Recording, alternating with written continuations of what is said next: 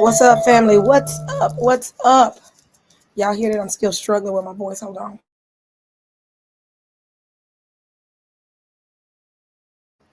Something about this Tennessee air that is destroying my voice right now. I've been hearing a lot of people say that they've been having issues with their voice, so I don't know what they spraying in the air. But hold on, y'all. I'm gonna play the song one more time. Let me give me some what I got to drink. I'm running out of water, so I'm gonna play the song one more time, and then we finna get started.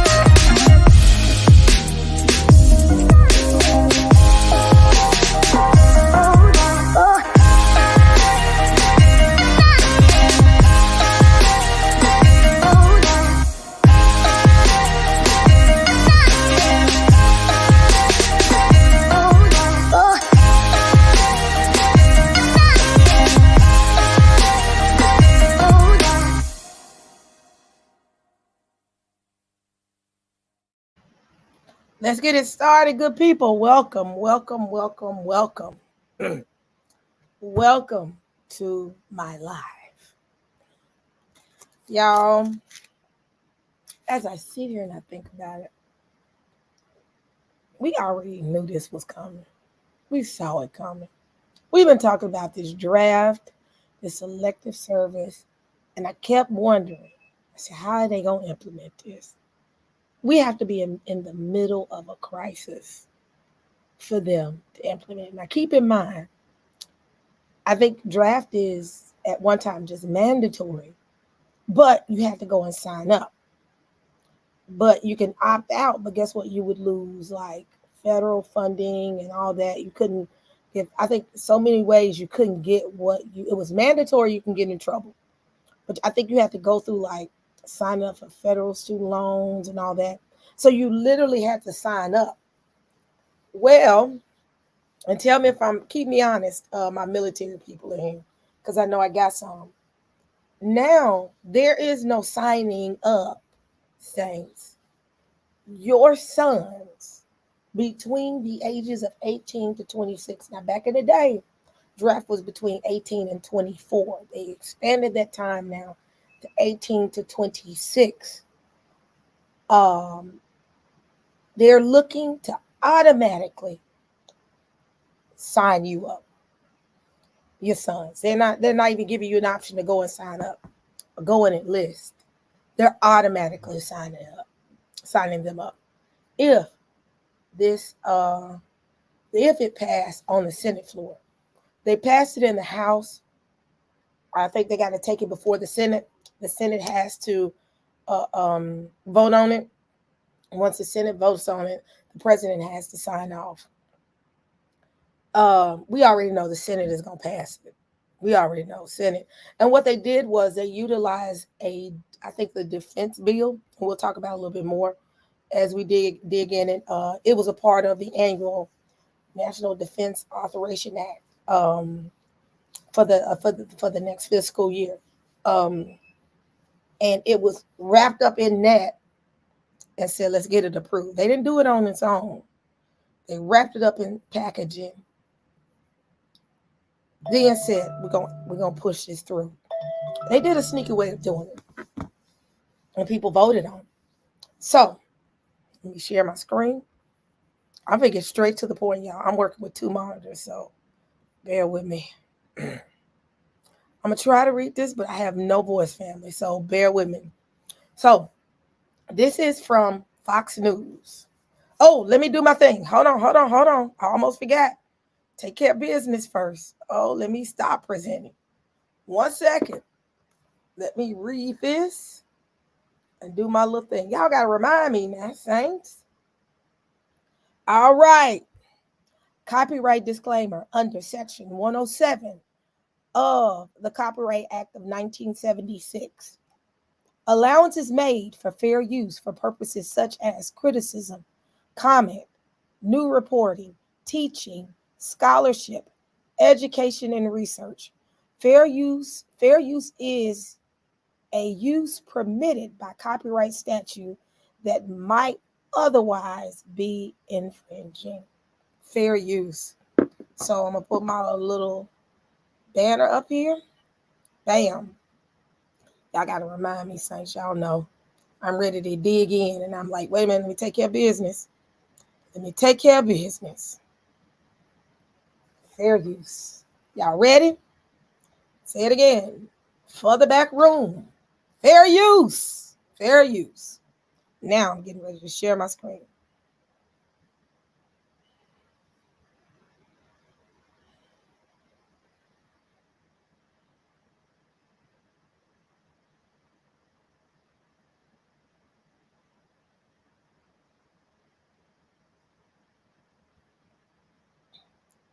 Oh, wow. I just saw this, y'all. Y'all see this? So the U.S. government system is also going to pull back all retired former active duty too, especially those who were put out for not taking the. Oh, wow. That's interesting. So it tells you some stuff is about to transpire and they're getting prepared for it. Let's see. So House passes defense bill automatically registering men from 18 to 26 for draft. Okay, y'all, I'm gonna get through this. The House of Representatives passed a measure on Friday automatically registering men aged 18 to 26 for selective service. It was part of the annual National Defense Authorization Act, which sets out the U.S. government military and national security priorities over the next fiscal year. This year's NDAA, which is the National Defense Authorization Act, authorizes $895.2 billion in military spending and $9 million increase for the it's a $9 million increase from fiscal 2028. So while it hasn't been invoked in over half a century, it's mandatory for all male U.S. citizens to register for the selective service, also known as military draft, when they turn 18. Failure to register is classified as a felony and comes with a host of legal challenges. Supporters of the amendment argues that it would cut down on bureaucracy, red tape, bureaucratic, I can't say the word right, red tape, and help U.S. citizens avoid unnecessary legal issues, as well as cutting down on the taxpayers' dollars going towards prosecuting those cases. It was led by Representative Chrissy Houlihan. I hope I'm saying that right. Democrat from Pennsylvania, and passed in the House Armed Service Committee's version of the NDAA in May. The NDAA advanced through the committee in an overwhelming 57-1 vote. Y'all see this?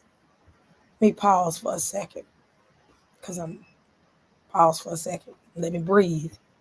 Y'all, right now it's not including, it says men right now. This doesn't include women yet. But I got a question, and we'll finish reading it. How are they going to handle men that have transitioned to women? How are they going to handle that? Are they going to consider them to be women and exclude them? Or are they going to go by your birth, what your birth sex is, rather than your change sex? There's a lot of red tape in this. I want to see how they're going to handle that community, because, like I said,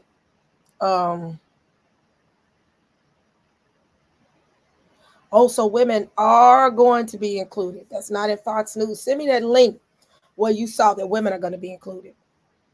But how are they going to handle that situation? Because even though they transitioned over, they're considered from their birth certificate to be male. So, and if you read further, it says that there's a database that they utilize that identified men within the U.S. So it's a database that they're pulling everybody's stuff. And they're saying, okay, oh yeah, women are not included yet. I kind of figured that. So are they going to pull from that database and say whatever your birth right or your birth sex is, we're going to go by that, even if you've transitioned over? This is going to be interesting. So by using available federal databases, y'all see this part right here? By using available federal databases, the Selective Service Agency will be able to register all of the individuals required and thus help ensure that any future military draft is fair and equitable, Houlihan said during debates last month, according to the Defense News. So, with that being said, what database are they going by? Are they going by the database that holds all the information as far as our birth records? They have a database for that. They go by state, identifying based on your birth certificate, who you are and how old you are. And if you know anything about databases, when you do a search, you can do a quick search criteria calling out male, born between the year of this and this, and possibly look at, I wonder if they're going to look at if you're an only child. But they can be able to pull that quickly. So back to the article. And I'm probably going to stop in a minute so I can give myself a break and I'll play the video. This will also allow us to rededicate resources. Basically, that means money towards reading readiness and towards mobilization, rather than towards education and advertising campaigns driven to register people. So what I'm getting right here is saying, we getting ready to redirect this money. We ain't going to spend no money on any education or advertisement, asking people, come draft, come join the war, come join the war. It's going to get straight to it. You are going to get ready and be prepared and go. So the money is going to go towards the training, and they said they ain't going to put no money towards advertising. The NDAA also included the largest ever military pay raise in history. They're trying to give you incentives. Ask yourself the question why. The job market has dried up. People are unemployed. This is the highest unemployment we've ever seen in a long time. We're borderline in depression right now. People can't find jobs. So you're telling some young man that can't feed his family about, they wait until, they didn't do this earlier. They wait until people are at their wits' end. Man can't pay for, take care of his family, can't feed his family. He about to lose everything he got. And guess what happens? If you join, guess what? You're gonna get paid. You're gonna get paid. So it says NDA, let me say it again, NDAA also included the largest ever military pay raise in history with a 19.5 increase for junior enlisted troops and a 4.5 increase for others. It also included funding for 2 new Virginia class submarines and the establishment of a drone force within the U.S. Army, among other provisions. So this is going to be crazy. So the NDAA passed the House in a 217 to 299 vote, but it is unlikely to be taken up by the Senate. I doubt it. I'll be shocked if they ignore it. Senate Majority Leader Chuck Schumer, Democrat, New York, blasted the bill on Friday afternoon over the inclusiveness of amendment curbing funding for abortion, transgender medical care, and diversity effort. Inclusion of them. So they included the things that they don't want, but they also included the things that they need. I'm telling you, y'all, this is finna get. They keep saying that Senate ain't. If Senate shoots this down, it's gonna get to the point where things gonna get worse, and because they can represent things back. I think so. Unsurprisingly, the legislation coming out of the House today is loaded with anti-LGBTQ, anti-choice, anti-environment, and other divisive amendments guaranteed not to pass, the Senate, Schumer said. As we move forward with this year's NDAA process, both sides will have to work hard together to pass a bipartisan legislation that honors and respects all who serve in the defense of our nation. Y'all, let me tell y'all something. If, because they're going to go back and forth, they're going to make adjustments to it. But ask yourself, are they going to remove the draft? Man. So let me play this, because I'm losing my voice horribly.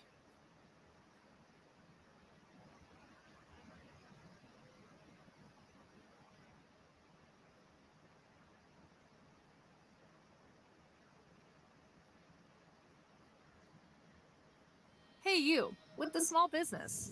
Whoa. You've got all kinds of bright ideas that your customers Hold need to know on. about. Fair use. Let me Constant take this Contact off. makes it easy. With everything from managing I'm your not. social posts and events.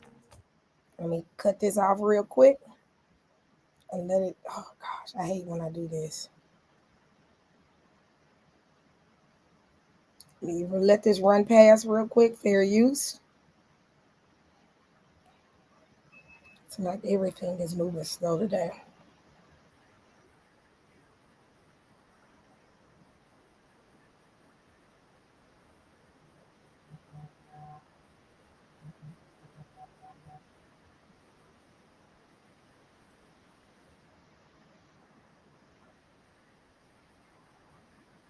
Hold on. Gosh. Hold on, y'all. I can't find my mouse.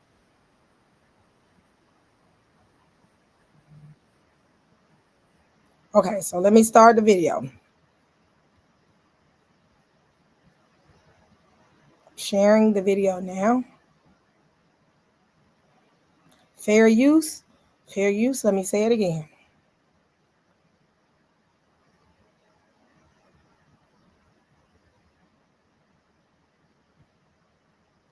Why is the military recruitment in this country such a mess? That's just one of the topics Fox and Friends Weekend co-host Pete Hexas addresses in his new book, War on Warriors: Behind the Betrayal of the Men Who Keep Us Free, which is out today, and you should pick it up. In the book, Pete writes. That's right. It's out today, and a portion of it is about recruiting. Why aren't guys joining? And I wrote, we can't wait to recruit our largest and most important military demo until a crisis occurs. That's normal, strong men. But that's just what the Biden woke policies have done. A social justice military fails to recruit the masculine men who make up our warrior class. No wonder there is a massive recruiting crisis in our military today, and there is. So, Pete, let's explore some of the stuff that's in this book. Yeah. I'm on page 112. Let's go to the next wall. All right, so these are the recruitment numbers right here. We had a segment a few weeks ago, and they said that it's actually going up, but there's deeper numbers. So these are 2023 numbers. They're all down. Armies, and if you're down 15,000 troops, that's a division. That's a division that you haven't staffed with young privates. So Navy's down, Air Force is down. Marine Corps meets it because it's a little bit, their ads are a little bit more, hey, you know, the few, the proud, the Marines. In 2024, they say they're going to meet their goals because they're reducing the goal number. Okay, gotcha. They're taking the number down, say, oh, we don't need as many troops. So when they say they're on pace, it's because the number has changed. Yeah, they lower the standards, like everywhere else in the military. Lower the standards. So there's also the 77% of military Americans do not qualify. Why don't they qualify? So this is what you hear from the Pentagon all the time, Lawrence. Okay. Well, the reason we're not meeting our standards is because 77% of young people can't join. That's legit. I mean, we're too fat. We're not smart enough. You got medical records and other criminal records. 77% of 18-year-old kids can't join the military. That's a problem in and of itself. But that's a number that's more or less been the same for over a decade. So this is not new. This is not new. But it's a real reason. But when they tell you that is the reason, it's not the only reason, Lawrence. So let's get into why. Yes, that's the big thing. The big reason is they're observing the types of recruiting ads and efforts that this military is pushing. Some folks who've seen this network might remember this ad from the military. Watch this. This is the story of a soldier who operates your nation's Patriot missile defense systems.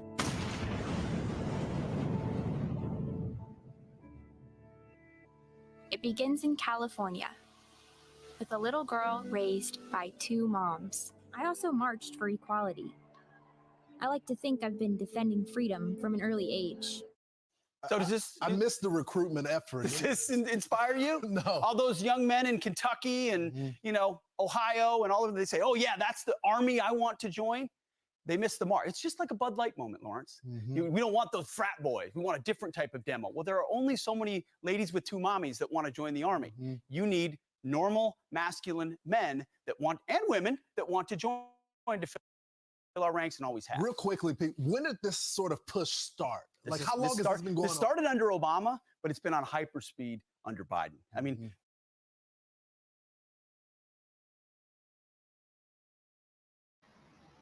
let me pause for a second. Y'all, this is going to be very interesting to see how this plays out. One being, you have a situation where the demographic has totally changed. We are in the midst of, at the brinks of a war. You got, I think, Houthi and U.S. troops that are going over there. U.S. is having a problem with Yemen. I saw online today that the war with Yemen is worse than World War II right now. They're not giving you this information because they don't want people to know. It's concerning. They don't want to scare us because they know if they scare us, it goes into mass hysteria. If it goes into mass hysteria, they can't control the masses. But yet and still, you got that situation going on. You got Russia right at the waters of the U.S. The U.S. is right now, Russia is just sitting there with their bombs. You got China fighting with Taiwan. I think the Philippines have stepped in. You got Iran, you got Israel still going back and forth. And what I'm hearing is Hezbollah is giving Israel that work, and they having a hard time. So you got Ukraine and Russia. Ukraine it can't handle it. They recruiting just about anybody to fight at this point. Russia has no problems about people enlisting. What I've heard is people are constantly enlisting.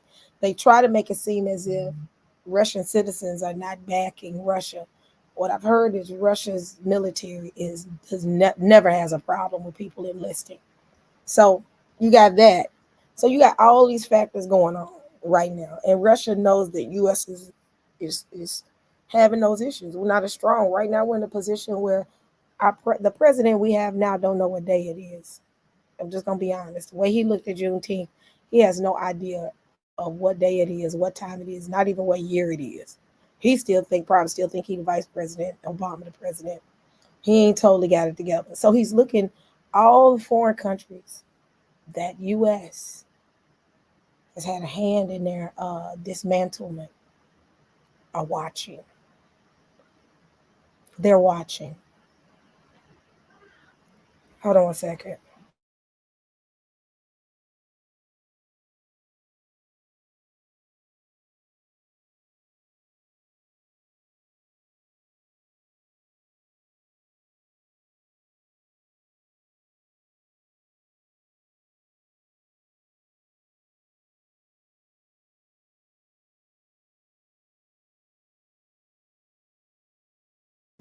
I don't know.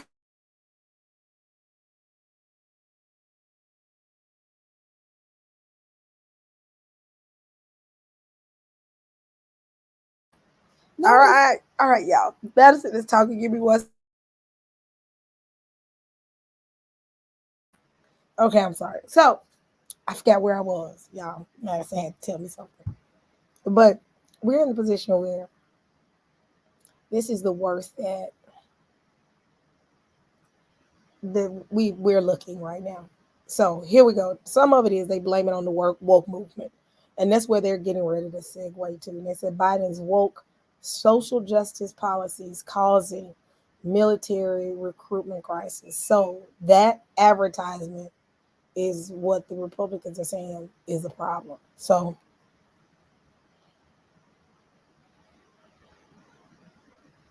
Trump paused it and he said in our interview with him, I want to get rid of woke military. I believe he will, and recruiting will come back as a result of that. But Lawrence, there are other reasons why too.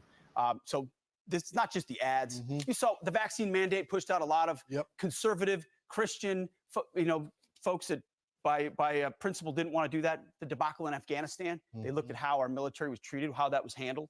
Then, of course, military families, Lawrence, we were talking about this before the segment. Generation not to serve. 32% in 2023 of military families are recommending that the next generation serve. That's way down. But why is that happening? Because I hear from SF guys, obviously my family who all served told me not to serve. Yeah. People that love the country but are encouraging their kids not to serve. Why is that happening? Because they've seen the military change. They don't want their kids signing up to join an institution that doesn't reflect their values, that doesn't put meritocracy and lethality first. They're tinkering with social engineering. And as a result, the cream of the crop isn't rising. So the guys who have been there, done there, been to Iraq, Afghanistan, Guantanamo Bay, they say, I don't know if I want my 5 boys joining or not. That's why I end the book with a chapter that says the letter to my sons. Do I want you to serve or not? Get the book and you'll hear what I recommend. I'm halfway it's a tough through question. The book. You should get it. It's rocking the seams of the Pentagon right now because they don't know what's in it, or do they know what's in it? Thank you, Pete. You should get it today. I got word that an advanced copy did make its way over there to a few people. They're not happy. I mean, but this can change. That's why I love this institution. I love the military. I love the Army. I want it to be the best. Let's change it. This book's trying to do that. Someone that loves the country, that wants to save it and save our young men as well. Thanks, Lawrence.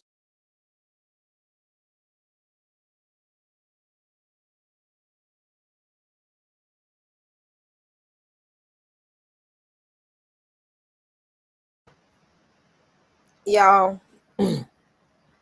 this is interesting. This is interesting. This is very interesting to see this right now. Like I said, we're in the middle of a time period where we are the most vulnerable I've ever seen us since the U.S. has been the U.S. Been the U.S. So, y'all, and there are other pieces to this. I got some stuff that I had saved for us to look at. Hold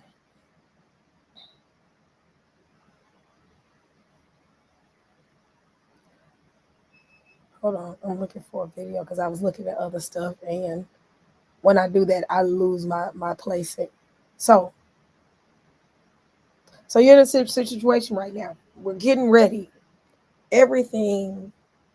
Russia is ready to turn U.S. every which way but loose. They ready, and you're sitting here, you're watching it as an American. And for my people in Florida, I'm praying for y'all because I know right now some of y'all are on edge. I've seen the videos of the Navy, not Navy, but the the jets in the sky in Miami. They're watching Russia. Russia is right at the back on the backyard of the U.S. So right now, the world sees it. And the biggest question they're saying is, at one time, no other country would do that because they would be afraid of the backlashes that would come from the U.S. At that time, when U.S. had that type of power, they're not afraid of them anymore. They're not the big bad wolf. So let me share this with y'all.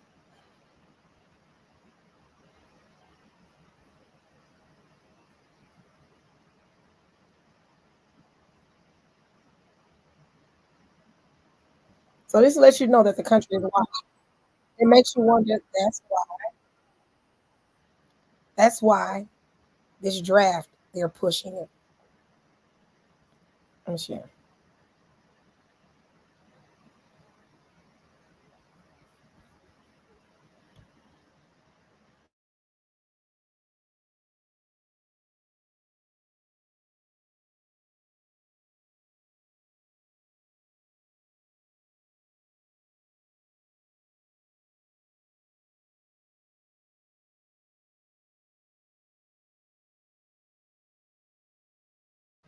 Fair use, fair use.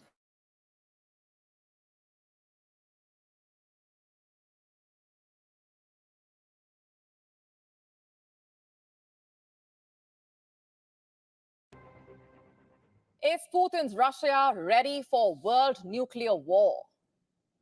A war plan is being spoken about, a war map is being drawn and broadcast on Russian state TV. This map points at countries where Russia could deploy missiles. Why? To strike the West. You heard the Russian President Vladimir Putin say as much, that since the West was supplying long-range missiles to Ukraine to strike within Russia, there is nothing to keep Russia from following suit. And just taking that thought forward, the Russian state TV has come up with a map. It basically looks at countries which, according to the news outlet, are quote-unquote ready to strike our enemies. Which are these countries? Cuba, of course, is on the list. That also happens to be where Russian warships and a nuclear submarine are sailing to. We told you about this developing story as early as last week. Now, Caracas and Cuba are not the only spots on the Russian state TV's map for possible missile deployment. There's also Yemen and North Korea. Нашей редакции.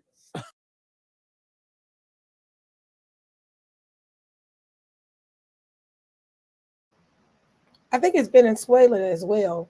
They said where there locations where they'll strike the NATO.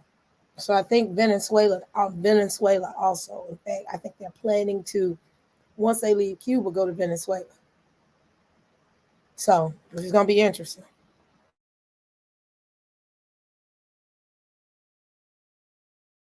Подумали, куда бы могли направиться наши ракеты, в какие дружественные юрисдикции. Слушайте, я думаю, что у Соединенных Штатов Америки в сегодняшнем мире такое количество сторонников, в кавычках, что миллиарды людей были бы счастливы и выстроились бы в очередь за то, чтобы им дали возможность по Соединенным Штатам Америки как-нибудь ударить. Я вот все время, Евгений, думаю, когда мы покажем в передаче здесь карту, не куда по нам бьют американские ракеты, а куда наши ракеты могут ударить по Соединенным Штатам на весь мир. Что в зоне, например, досягаемости Анкоридж, Гонолулу, Сиэтл, Сан-Франциско, почему бы вот им не продемонстрировать вот такую карту? Знаете, как они будут кричать на весь мир, что русские... Now, like you can see, the last frame there are 8 countries marked on that map: Mexico, Cuba, Venezuela, Nicaragua, Serbia, Iran, Yemen, and North Korea. The Russian state TV saying these are the 8 countries from where Russia could strike the West and Western assets. The state TV missed out Belarus. Russian missiles, remember, are already deployed there. What's more, Belarus has just said that its army is taking part in the second stage of Russian nuclear exercises. The first phase of this drill took place last month in southern Russia. Belarus's defense minister, Lieutenant General Viktor Krenin, in fact, said that the exercises are meant to increase our readiness to use so-called retaliatory weapons, quote unquote. Adding, I'm quoting further, now more than ever before, we are determined, quote unquote. Now, coming back to the missile deployment map now, this is what the Russian state TV is calling an asymmetrical response to Western deployment. At one point, in fact, the presenter says, and I'm quoting here, Moscow could start supplying the same high-precision, long-range missiles, except they will be of better quality since they are Russian, to those nations that are ready to strike our enemies, quote unquote. You know, had this not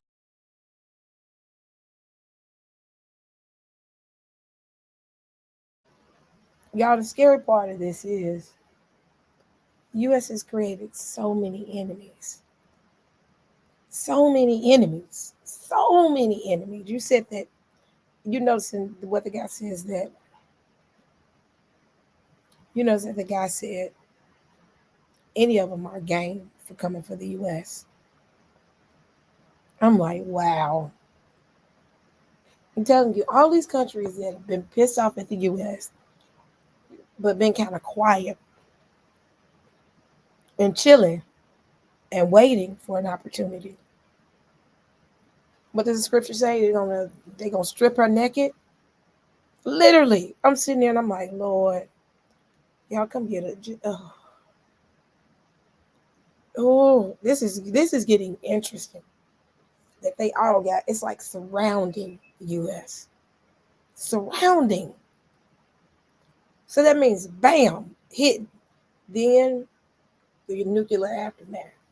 They said that's the worst part. And I'm like, look, come get us in y'all planes. We ain't got nothing to do with it. I ain't got nothing to do with it. We ain't did nothing. We ain't in it. But that's how bad it is right now. That's how bad it is. Yes, Abba, y'all come get us. This is how crazy this stuff is. Okay, I'm gonna continue on.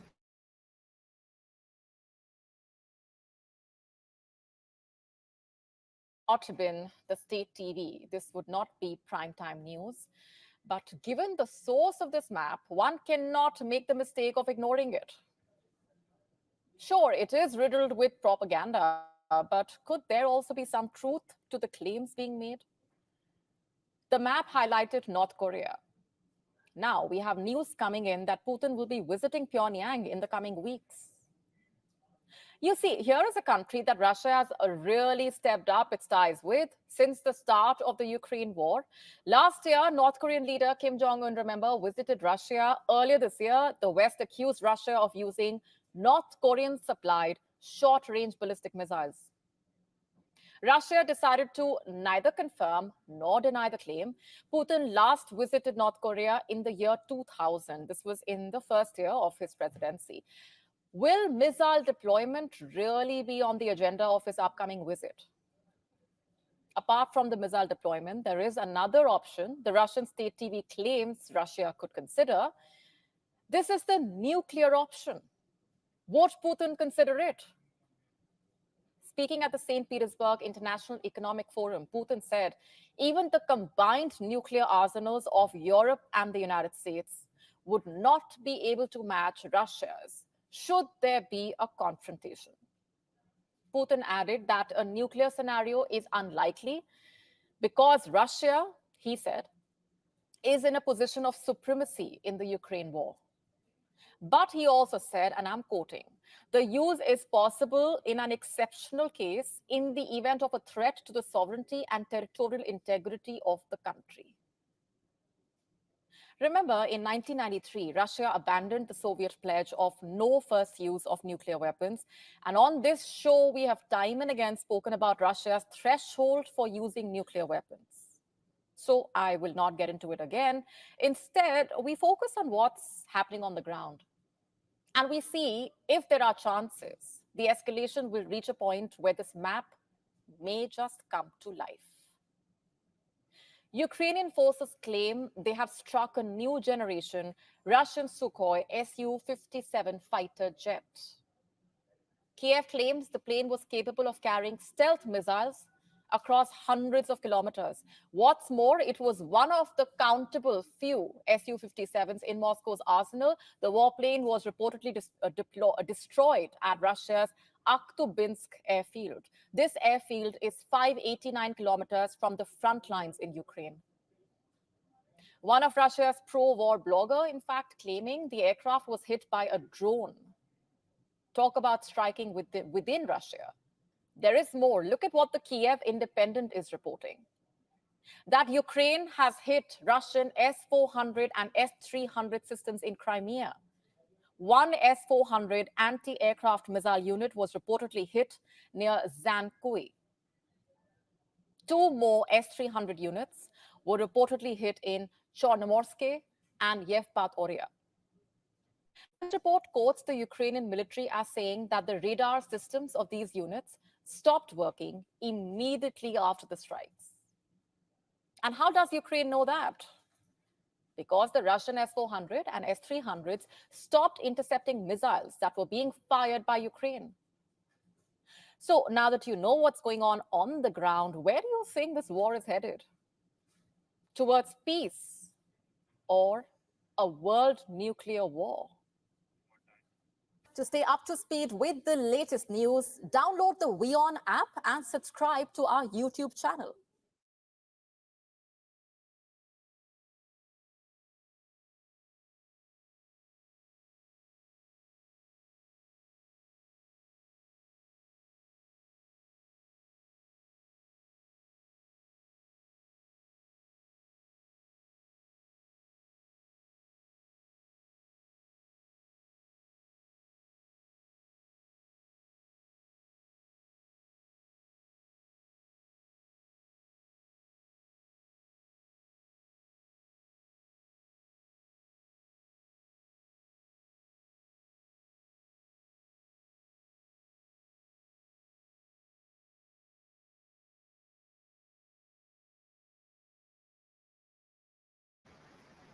Yeah, I'm telling y'all, it is.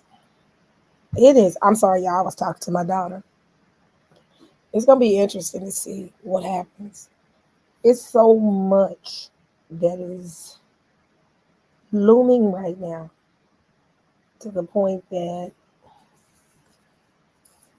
something major has to happen before the Antichrist becomes, before the presence of the Antichrist. I really believe, when we look at Revelation, something so catastrophic has to happen before the need for peace. We're not in the position to need for peace. That's why people search for the Antichrist. So we ain't that far down in the prophecies yet for the Antichrist to make his appearance. But not to say we're not close, but it has to be something that triggers the need for peace. Y'all, this is going to be an interesting time. I'll say that much.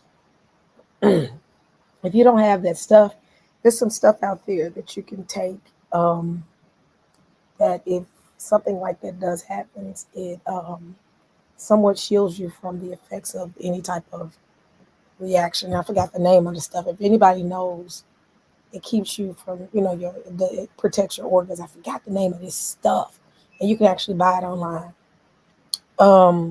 But y'all, we go to the next one. So while we're talking about all this stuff that's going on with Ukraine, you still have Yemen. And I saw something pop up that says that U.S. Navy faces most intense combat since World War II against Yemen Houthi rebels. That right there, I was like, what? Y'all, I'm gonna let y'all see this. And then after that, I gotta do shorter lives until I get my voice back. I'll do another one probably later on tonight. Rio. Yes, Rio, what you doing? Hold on one second, y'all. Rio was good, and then he flips out. Hold on.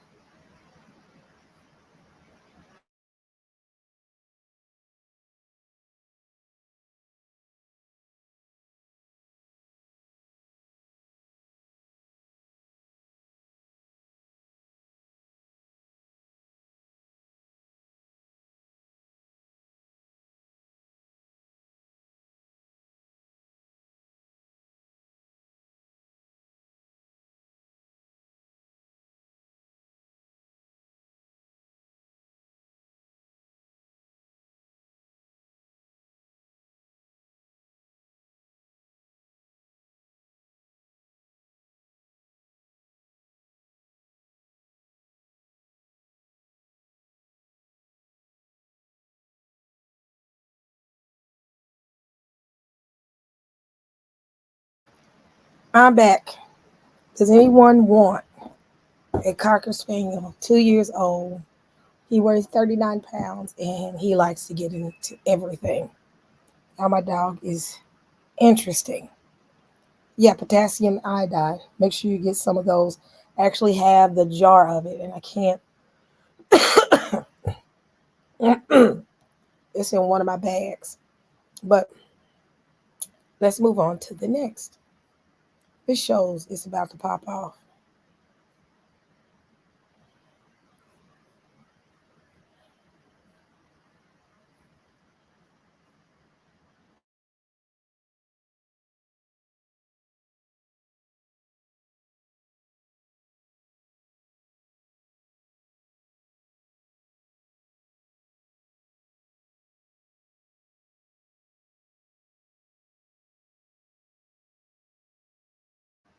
All right, fair use. Tracy, you laughing? In my statement, I promise you, this dog is always doing something and into something. I don't know if it's the puppy phase, but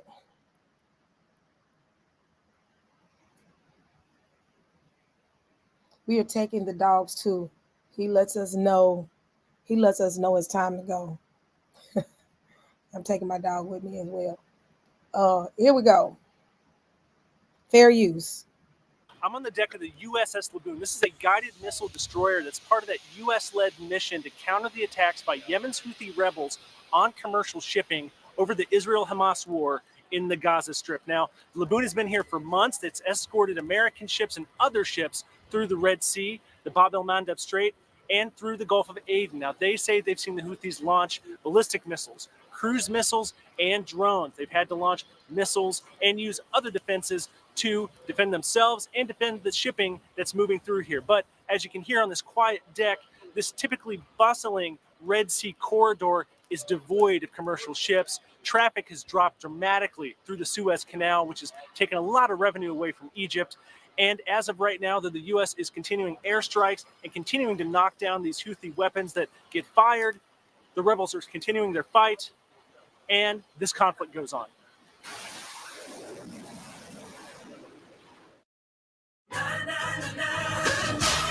With Norwegian.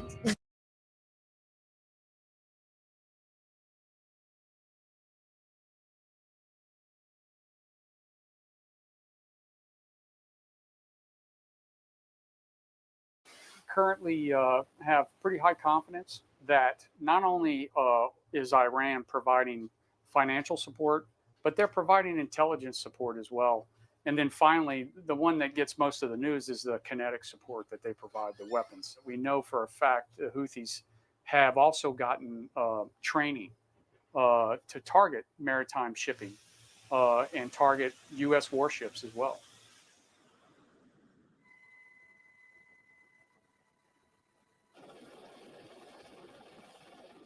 I don't think people really understand just kind of how deadly serious it is what we're doing. and how under threat the ships continue to be. I mean, the Houthis are shooting every day.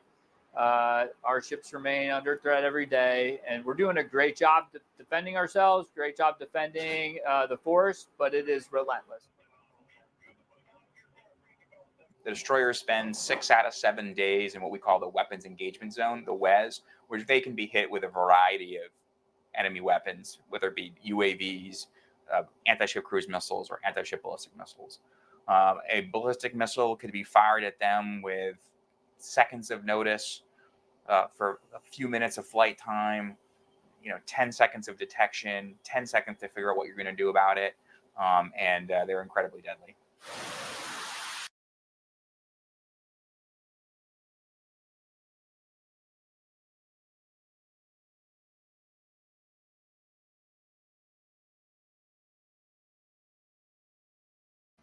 Yeah, I'm sorry. Every time I'm about to say something, I start coughing. Okay, y'all. Don't tell me. They can't tell me something ain't going on. Something is going on. It's obvious something's going on. So, family, as you can hear, my voice is going out. So, we're going to put a little pin here. And we'll come back and talk about it. I'm going to have some time tonight, possibly, to come back and talk, come up with some more talking points. Because there's so many videos I want to go through. Right now, my voice is not giving. And I think this is a lot and great point. They're not talking about this on mainstream media a lot. Because, again, they want people to remain asleep. But it's kind of hard now. Because people got so much access to information that they can't hide it. They really can't. They probably talk about, Fox has only did it on that site. But I haven't seen anything like on the mainstream news. Because in my house, news is played all over the place. I'm telling you, I grew up listening to it. So I will reconvene on later on today. I'm going to rest my voice, give me some tea tonight. Really, I'm going to get some tea today. And try to get my voice back. But I'm probably not going to get my voice back until either I'm comfortable here or I leave and go somewhere else. Because coming here has done a work on me. So, yeah. Y'all keep praying. I'll see y'all later on tonight. No, I don't have a cold. I have allergies. And I came here to Memphis and my throat is just not my best friend right now. So I've been hoarse throughout the week since I've been here. I think going from Maine's weather, because I was in Maine for 2 days. My daughter took me to Maine for Mother's Day. Going into Maine where the air is very moist. Then going into New York, then going into Tennessee. This changing of climates. It just really did a work on me. So, I'm not sick. I just can't talk. Ginger, lemon, and honey. Gotcha. I'm going to get some of that. Can I add whiskey to it, Sheila? It's a tablespoon of whiskey and a lemon wedge. With that ginger, can I add a little bit of whiskey to it? No, I won't do that. Y'all no telling what'll come out my mouth in the live. But I've heard of that. I want to do a hot toddy to see if that works. But I'm gonna come back, y'all. But let me just rest my voice for a little bit. I hear Sheila not saying Sister Steve. She calls me Nikki. My nickname. Her, Angie, and all of them. And I don't mind people calling me Nikki. She'd be like, Nikki, 1 tablespoon of whiskey, not a cup full. And I'll be like, oh, okay.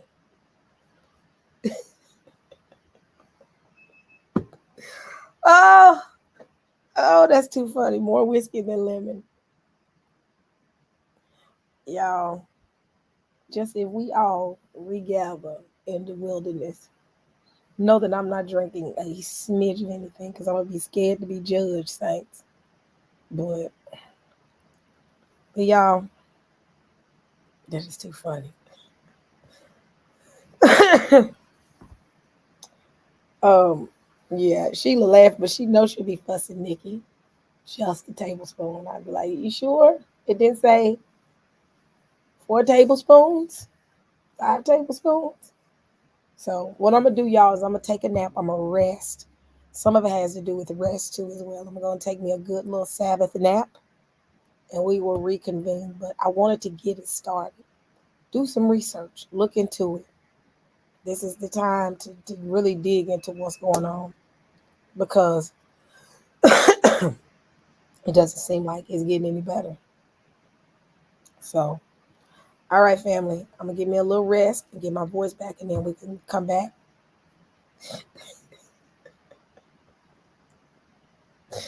Oh, she know I'm doing the most. That is too funny. That is too funny. But yeah, I'm gonna lay down for a little bit, and then I'm gonna get up and we can reconvene and have this conversation. If you've not subscribed to my channel, please subscribe. Share. Bring more people into the conversation tonight. And then we can reconvene. So, all right, family. Thank y'all for joining me. I will see y'all later on.